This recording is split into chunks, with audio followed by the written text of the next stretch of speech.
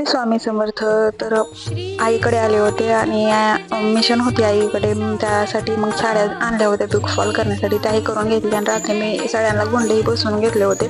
तयार झाले आणि मल्हारला लगेच भूक लागली बाहेर. मग पावभाजी थोडी खाल्ली आणि थोडे बदाम शेक वगैरे पिलो आणि नंतर याचा हेअरकट वगैरे करायचा होता.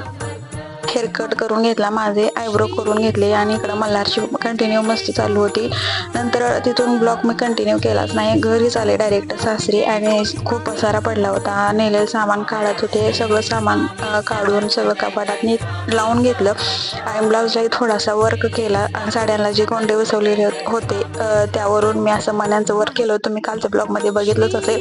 आणि ह्या साडीला पिको फॉल वगैरे करून घेतला, ही सासूबाईंना घेतलेली साडी आहे. तर नंतर ती जाळी होती ऑनलाईन मागवली होती मिशोवरून, दरवाजाला म्हणजे डास वगैरे येऊ नये, चिमण्या वगैरे आमच्यात भरपूर चिमण्या येतात त्यासाठी. तर तीही अनबॉक्सिंग केली. क्वालिटी तर खूप छान आहे, आता ते लावल्यावरच कळेल. तर हा ब्लॉग तुम्हाला कसा वाटला नक्की सांगा. प्लीज लाईक शेअर सबस्क्राईब करायला विसरू नका. बाय.